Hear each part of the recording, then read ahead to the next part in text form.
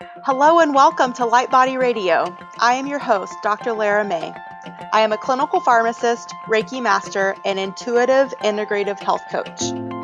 As a health coach, I provide a safe, supportive process for aligning your dreams with your intentions. I will guide you to take small right action toward reaching your goals every week.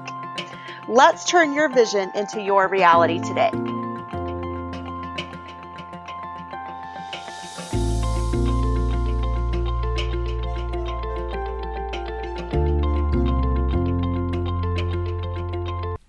Hey everybody, this is Lara May here, Dr. Lara May from Light Body Healing and Consulting on Light Body Radio. And today's episode, I really want to dive into self-esteem. Over the past couple weeks, I've posted 2 blogs about confidence and building your self-confidence and stopping limiting beliefs dictating the course of your life. And I've also done a podcast about limiting beliefs and your self-confidence. So if you haven't read or listened to those, definitely go back and check them out on drlaramay.com/blog or drlaramay.com/lightbodyradio. I can be found on Stitcher, iTunes, Spotify, Podbean, and Anchor.fm if you are just stumbling upon this not in one of those formats. So definitely check me out there. It's super convenient to just download and listen. But so why, from the perspective of confidence and now self-esteem? And I really want to differentiate between the difference between outer self-esteem, which is, do I look good in that dress, or can I wear that bathing suit, or does my butt look too big in these jeans, or versus inner self-esteem, which is the power to not seek the approval of others and to not depending on others to validate your own experience in life. And so if you kind of think about it that way, when we talk about inner self-esteem, we're really talking about how we approach the world and, how do I say this? Really, how confident are we without asking for like I just said, the approval of others and the validation of others. So I think the best way to sort of explain this and talk through it and get you, because my goal for today is to really just get you to think about, self-esteem from the perspective of your inner self. And so let's do it this way. Are you willing to see your life differently? Are you willing to approach your life different from tribal and social norms that you live in your day-to-day life, or the tribal and social norms that you were brought up in? So self-esteem has a certain kind of inner strength that it requires and an inner courage. And sometimes it's the power to stay silent, or other times it's the power to be true to yourself, the courage to be true to your own inner compass, the power and the courage to not just go along to get along, but to sustain and endure. And so the other thing that I want to say is, if you are interested more in anything I'm talking about, today I'm really pulling from the work of Carolyn Mace. And if you're not familiar with her, she started out her career as a medical intuitive working with Dr. Norm Shealy, and now she is really, her work has really evolved into more of the spiritual path and helping the people that she works with really evolve that inner work. And so I really resonate with her. And one of the first books that I came across that really sort of rocketed me off into my spiritual path was her book, The Anatomy of the Spirit, where she goes over the 7 stages of power and healing. And what she does in that book is she takes you through your chakras, and she parallels that with the tree of life and then the the seven sacraments from the Catholic tradition. But she weaves all of the Jewish, Christian, and Eastern traditions together, and she really shows you the parallels and how, even though maybe we were raised Catholic, or we were raised Jewish, or we were raised Hindu, really all of these paths are universal, and we're all on the same path. So that really resonated with me, because even though I was raised Christian, I don't practice that anymore, but I'm still a very spiritual person. And so I love how she weaves it all together. And then her other book that has really been instrumental in my own self-development and my own diving into my own journey of my inner self is her books and her work on sacred contracts. So that's the information that I'm using for today. So, and that'll be on the resources page on my website for this episode. And I'll put links to both, like her website and the Amazon links, if you want to check out her books, so you can find out more about her and her work, because I think it's truly instrumental and a really great guide as to where we're going, both as individuals and as a culture. So anyway, what is self-esteem? I spoke about it a little bit, and I already told you what outer self-esteem is, and that's not what I'm talking about today. But inner self-esteem is really, and she says it really starts with, are you willing to face your own shadow? Are you willing to have the courage to look at what you don't want to see about yourself? And then really evaluate from there, why do you make those choices? Where are those choices coming from? Are you willing to choose the light over the dark? Are you willing to stand in your own power? Do you have the self-esteem that it takes to make those choices? So, for example, let's say like in your place of work, your boss comes to you and asks you to do something that you perceive to be unethical. Do you have the self-esteem to say, no, I'm not going to do that, and be willing to face those consequences? Like I said, in her Sacred Contracts book, she really goes into archetypes, and she defines an archetype as just a universal pattern that we all recognize. But there's 4 major archetypes that we all have, and then there's, based on our, sacred contract or our spiritual path, then we all have others that come into play. But the 4 core ones that we all share are the victim, the saboteur, the prostitute, and the child. So the 2 of those archetypes that really come into play when we're talking about self-esteem are the victim and the saboteur. So where do you purposely sabotage yourself in your life? Because that is definitely an inner self-esteem issue. And also, where do you allow yourself to be victimized, or where do you allow that victim to perpetuate in your life? Because that is also an inner self-esteem issue. So more recently in her work, as she's been talking about self-esteem, Carolyn breaks it down into 3 stages: the physical world, the inner self-esteem world and that development, and then the mystical self-esteem. And today I'm just going to focus on the stages 1 and 2, so physical world and the inner self, and how we get from one to the other, because I feel like that's probably where most of us are coming from and can relate to. Mystical self-esteem, just in case you're curious for a quick rundown, is in rising up on behalf of others. So having that sense of, such a strong sense of self that you are now ready to be an advocate for others, work on behalf of the greater good. So that's where the ultimate destination, if you were to think about it from the Buddhist perspective of, working towards enlightenment. So from the self-esteem perspective, that mystical self-esteem would be sort of the end all and be all and the ultimate goal. But really, I want to start like where most of us probably are. So stage 1, in the physical world, how do we exist in it? Are we still seeking that tribal approval? Do we still have that need to feel good in our bodies? And are we willing to face the rejection?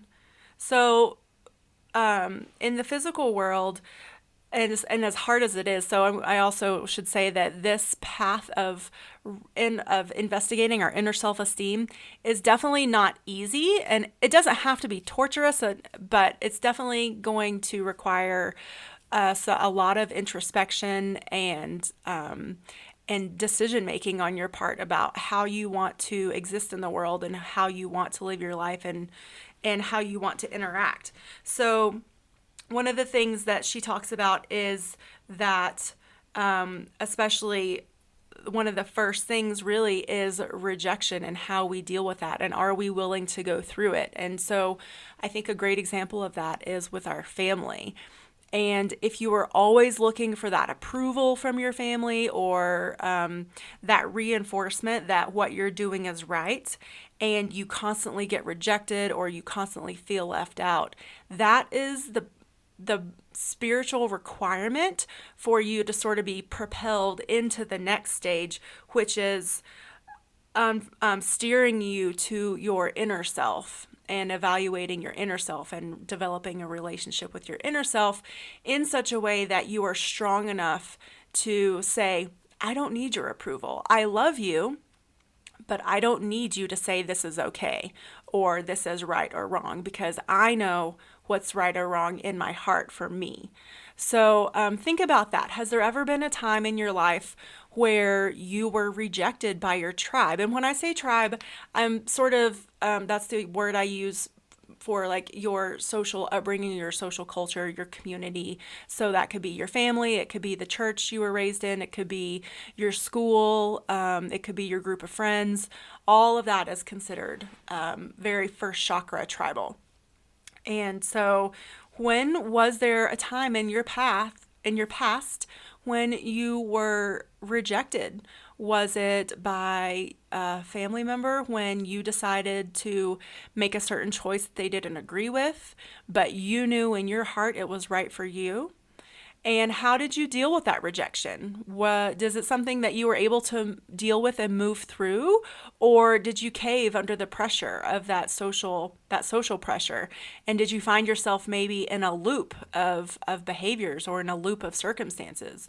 So what's one of the things to think about too? Like if you find yourself in a loop of certain situations or circumstances, sort of like, why is this happening to me again? What is going on? Why does this always seem to unfold this way and end this way?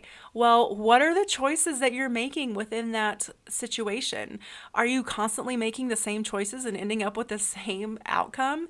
So think about it from the perspective of your inner life journey and your soul's journey. And I'm personally of the opinion that our souls chose to incarnate on this planet and in this life to learn certain things and to experience certain things, but also from a perspective of progress and moving forward, and sometimes learning and both unlearning.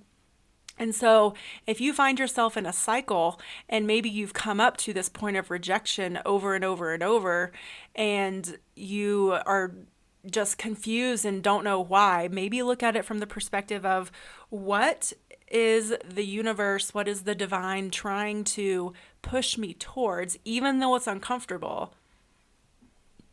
What is the universe forcing me to live through to learn A, B, or C, or to unlearn F, G, and H, or, so think about that.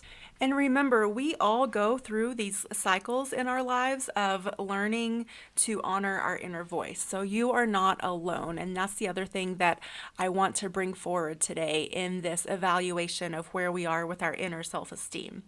So conversely, what would be examples of low inner self-esteem? It would be the perception of suffering, of betraying yourself, of not following your gut. And I'm going to talk about this later when I take us through how this manifests through our 7 chakras. Is our intuition really lives in our gut. You know that phrase, your gut instinct, or listen to your gut, or you really feel it in your gut. That's really where our guidance and our intuition sort of comes through our physical into a tangible feeling. So, are you constantly blaming others rather than recognizing your own choices and how you came to where you are because of your own choices? Are you constantly regretting or being regretful, or wanting to win at all costs and willing to sacrifice everything to win? So those are some examples of some low self-esteem. Do you constantly choose not to listen to your own intuition? And if you're not sure, every time, let's say you are in a restaurant or you're making yourself dinner, or maybe you pull up to a fast food and you hear that little voice saying, you shouldn't eat this. This isn't good for you. That's your intuition.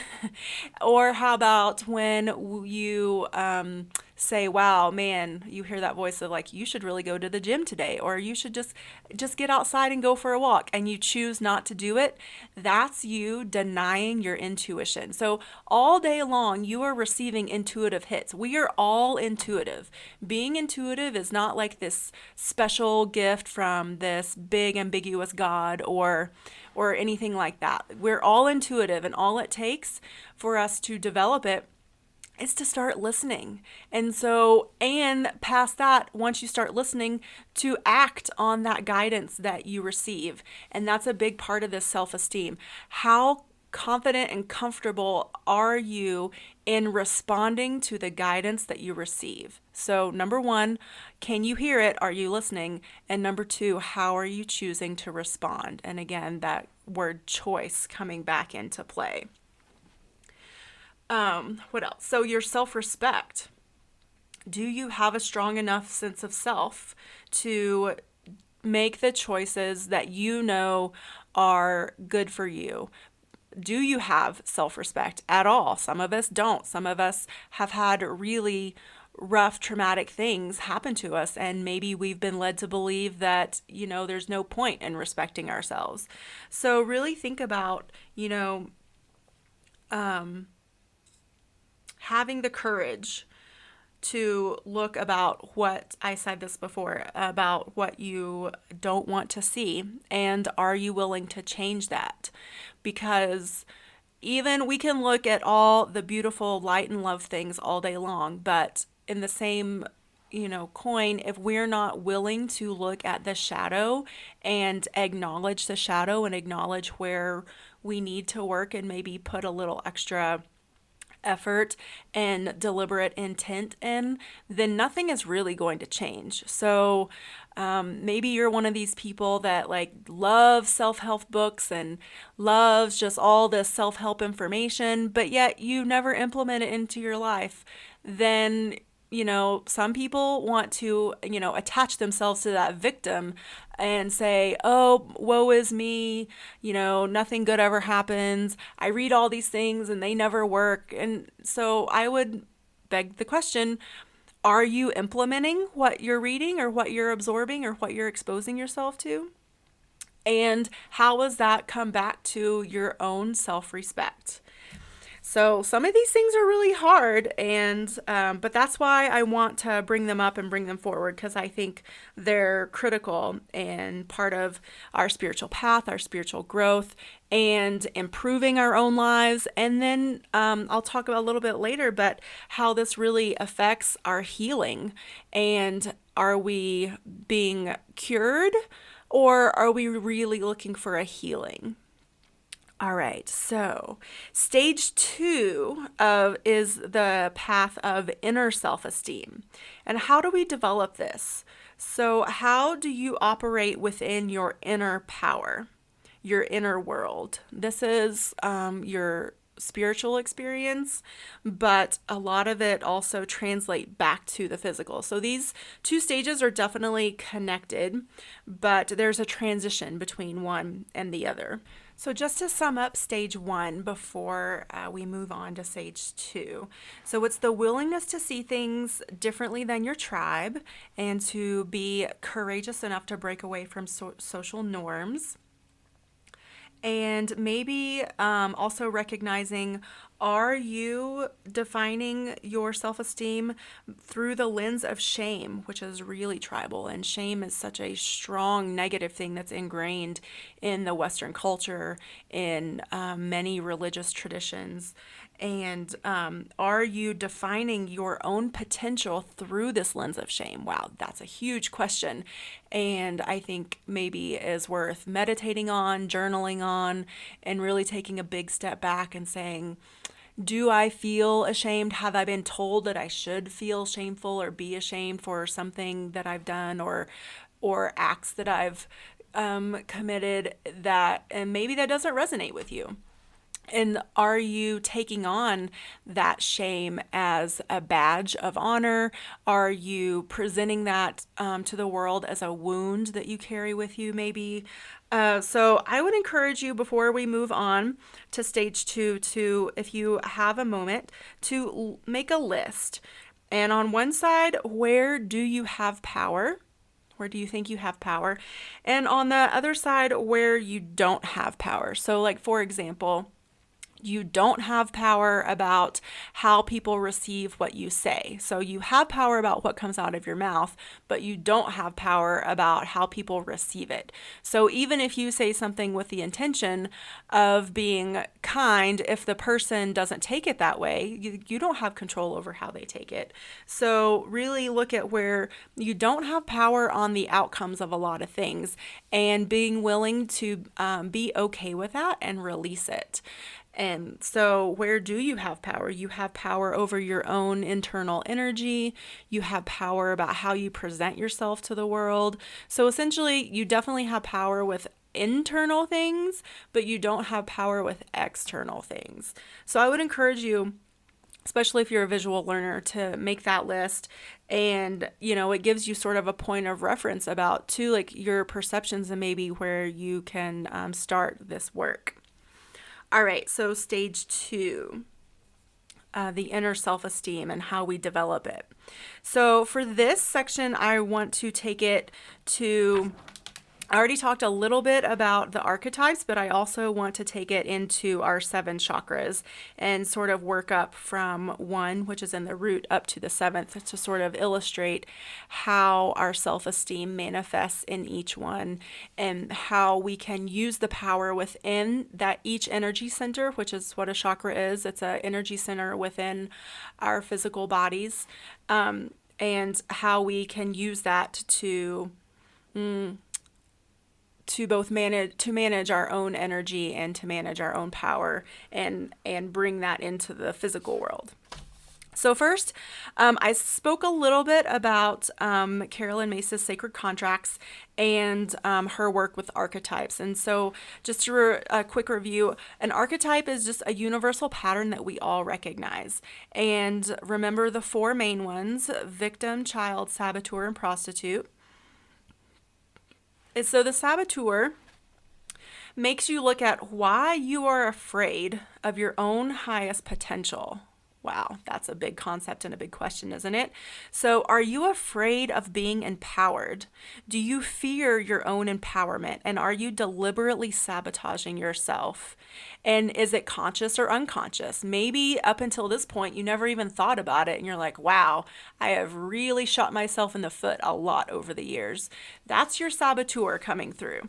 And with each archetype, there's a shadow side and a light side. So in this example with the saboteur, the light side would be recognizing where you're sabotaging yourself and then making different choices, and first evaluating where you are afraid of being empowered. What would your life look like if you led it from a perspective of empowerment and self-confidence? And I'm not talking about like egotistical, narcissistic self-confidence. I'm talking about that, faith and belief in your own personal compass, in your own, code of ethics, and standing in your own power and making different choices. So I think that's a big one. I know, the saboteur has been a big part of my life and my journey and my spiritual path.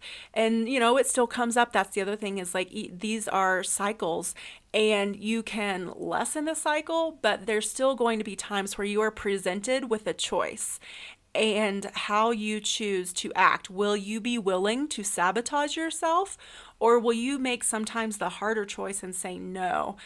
I'm going to make the decision towards my highest potential. I am going to make an empowered choice. I am going to be deliberate about A, B, or C. So that's, I think, something definitely important to think about when we're thinking about this inner self-esteem. And then the other archetype that plays a lot into this development of inner self-esteem is the victim archetype. Excuse me.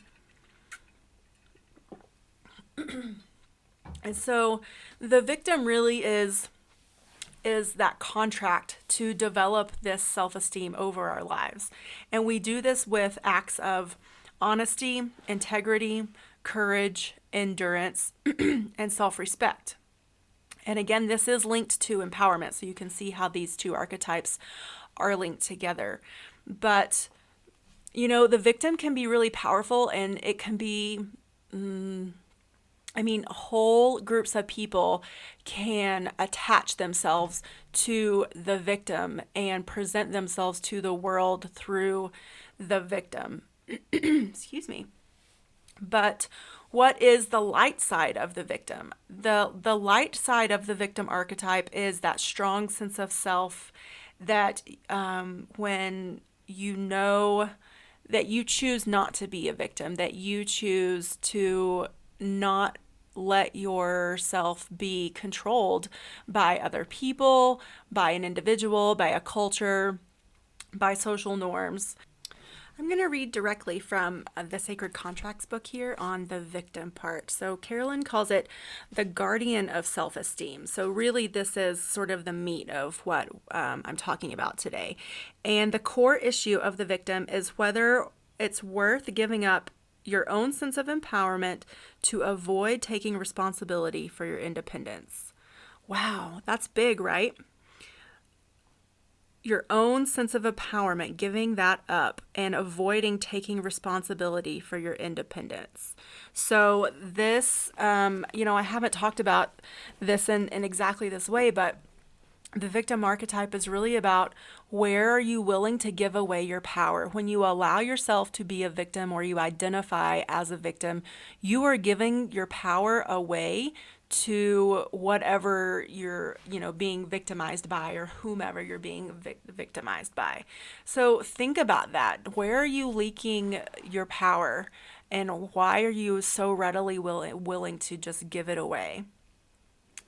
All right, so that's a little quick bit about those two archetypes that play a lot. So I want you to think about the patterns that those two archetypes, the saboteur and the victim, have come up in your life, have played out in your life. And are you stuck in these cycles of being a victim or sabotaging yourself?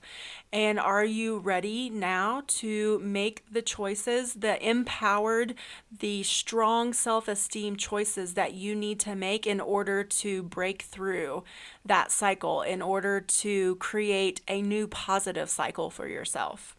So now I want to take you through the 7 chakras and really look at how self-esteem is played out through the 7 chakras. And I've already talked about the first chakra a little bit. That's our sacral chakra. I'm sorry, that's not true. It's our first chakra is the root chakra.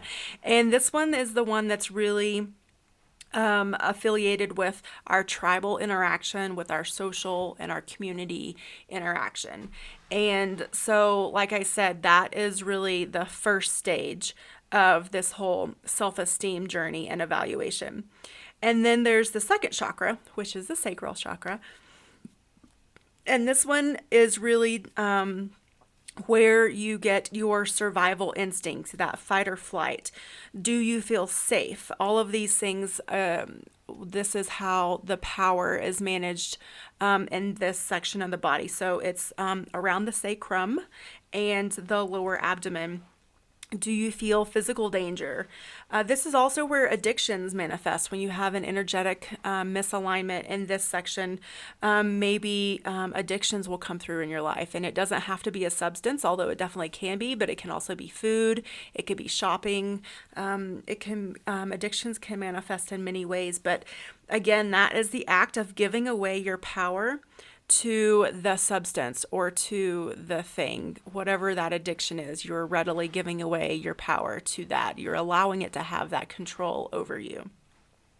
And that's a choice you're making. So if you think about the choices that you make from the point of feeling safe. If you don't feel safe, what kind of choices do you make in your life, and how does that reflect on your self-esteem? And, also a lot of times if we don't feel safe, then we will make choices of self-protection, and they might not be the best choices, but that's what we feel will keep us safe.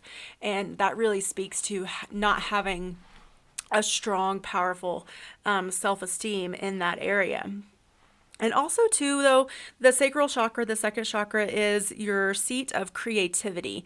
So do you allow yourself to be creative? Do you allow yourself to daydream and think through things of, grandeur and magic? Are you able to be creative in your career? And if not, do you have a creative outlet somewhere else? So a lot of times if we have stifled our creativity, then it can create an energetic block in this area. All right, so the next one is the third chakra, and I've already talked about this one a little bit, but I really want to dive deep because this is where the transitions happen, and this is really where we learn to honor ourselves. This is our third chakra, which is our solar plexus. It's our abdomen, is our power of self-respect, really where it lives. And a strong third chakra, and also equivalent to strong self-esteem, is courage, the courage to make the choices that will carry you forward, the courage, generosity, trusting your instincts and your intuition, and having self-discipline. So the shadow piece of this in this chakra, maybe illustrating some out of balance issues, is when you readily give your power away, or when you still have that need for approval, and how that affects your interaction with others. So this is really like when we meet someone for the first time, when we get that gut instinct about them, that is happening in your third chakra. And this also, the third chakra works in close contact with our fifth chakra, which is the self-expression.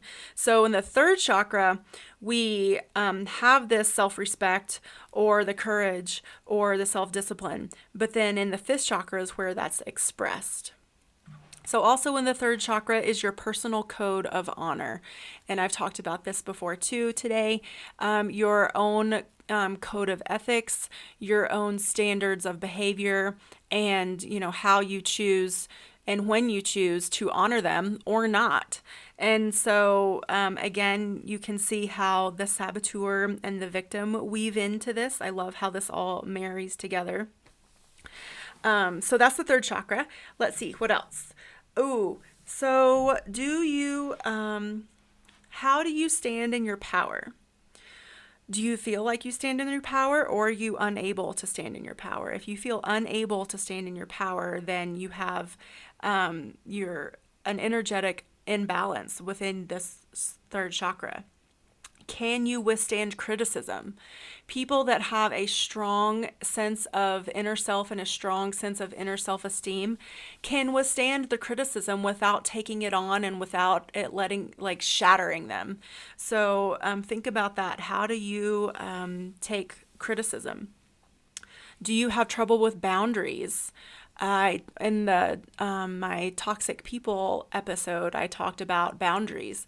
And so maybe this is something to think about too. If you constantly let yourself be railroaded, or you're constantly giving too much of yourself to a fault, then boundaries is obviously an issue. And this is a place where you're, again, giving your power away, and you're not making the strongest, best self-esteem empowered choices for yourself. Do you lack the trust of your own tuition? Again, so do you hear those intuitive hits and you ignore them, or maybe you're not to the point where you recognize that that is the guidance coming through to help you live the, most highest potential path for yourself. So, really getting used to listening and responding to that intuition and trusting it. And that's another good one is, do you allow yourself to be controlled by others? So again, this is a victim archetype, but it's also, again, how you use your power. So all of these are elements of the third chakra and how we use that power of the third chakra. And the fourth chakra is our heart center. And this is the center of love. Love from where we're talking about today, love as divine power, but also compassion and forgiveness, both in the light aspect of being willing and able to forgive readily, and from the shadow perspective, maybe being totally unwilling to forgive and holding a grudge. So think about that too. How are you allowing your self-esteem to manifest in your heart? Are you blocking it totally by saying, I'll never forgive what this person did to me, or how this situation played out? Maybe you don't forgive yourself. That can be huge, and it create a huge block in your heart when you refuse to forgive yourself for something. And so I would really encourage you to evaluate the energy within your heart space and think about how that also weaves into your inner self-esteem, your inner courage. The fourth chakra really rules the process of transformation from earthly to divine. So if I were to say at any point, like, what is sort of the incremental transition point between stage 1 and stage 2 of this development of our inner self-esteem, I would say probably it's going to happen in the fourth chakra. And the third chakra is where you're actually recognizing all of these things. And in the fourth chakra is where you make the choice to change and to do the introspection, because this work takes compassion for yourself. It takes compassion for others. And like I said before, it takes forgiveness for yourself and forgiveness of others. So this center also rules your emotional responses to both your physical life and your inner life. How do you see and feel your emotional responses occurring and manifesting? It's something to think about too. All right, so I talked a little bit about the fifth chakra already, but the fifth chakra is our center of expression. It's our throat. And so what are the choices you make in expressing the things that are coming through your heart, and expressing the manifestations that maybe the realizations, I should say, that you're having from your third chakra? The fifth chakra is where we make the choice to surrender our personal will and allow the divine will to come through. The fifth chakra is also incremental in developing the strength to make these powerful choices of solid self-esteem, and versus just, so one might say the shadow side of the fifth chakra would be continually to make disempowering choices for ourselves and to, express ourselves in disempowering ways. So do you ever find yourself blowing off compliments? Or if someone wants to say, hey, you did a really great job, or hey, you really look good in that, and you're like, oh, well, you might say thank you, but it's not a sincere receiving of the compliment. So that would be an example of of your self-esteem playing out in your fifth chakra. And so I would encourage you to stop apologizing for being fabulous. Or if you do a good job and you know it, you don't have to be arrogant and all bloated about it. But, if someone compliments you, sincerely say thank you and receive that, because that is loving energy coming from another person. So being open and ready and willing to receive compliments and receive love and praise from other people. That it really comes through in this fifth chakra. Okay, so on up to the sixth. The sixth chakra is in and around your third eye. And so if you don't know where your third eye is, you have your two physical eyes on your face, and your third eye is right in the middle of your forehead, but just a little bit up from between your eyebrows. And it's associated with the pineal gland. And I'm not going to go into what that means, but so the sixth chakra empowers our attitudes and beliefs and memories. And it also rules how we characterize our rational mind. Now, what does that mean? So do you find yourself being fair and open-minded, or do you often find yourself judging others and being really judgmental? So obviously, being fair and open-minded is the light side of the sixth chakra, and being judgmental and closed-minded is the shadow side. So also the energy in the sixth chakra determines how your new ideas will manifest. So typically, if we think about this in an energetic perspective and how things manifest. So we have, if you believe in this, and you have angels and your higher self and divine guidance, and that inspiration and communication comes through your crown, which I'm going to talk about next, but that's the top of your head, and it comes through your sixth chakra. And so that's your new idea, and then it comes through your fifth, and you start talking about it a little bit or expressing it in some way, and then it comes through your heart, and you really start to feel it resonating, and then it comes through your solar plexus, and that's when you start to feel that gut instinct of either affirming or not.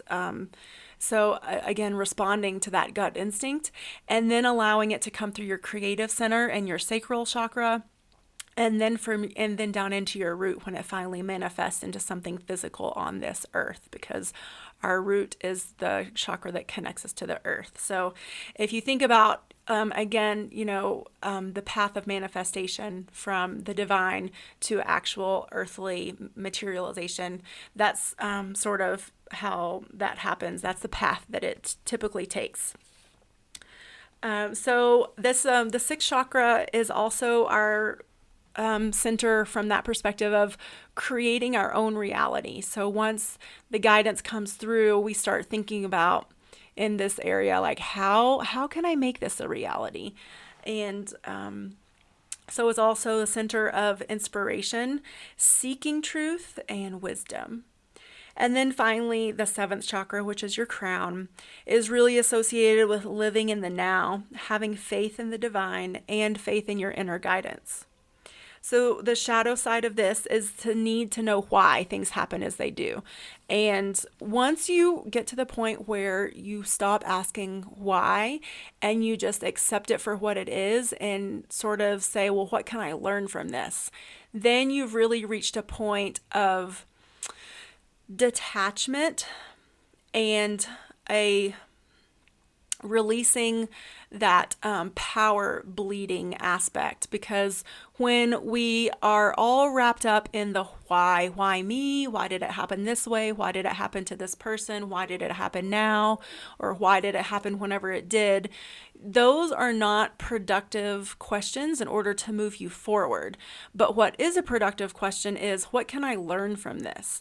Or what choices can I make next time that will prevent this from happening again?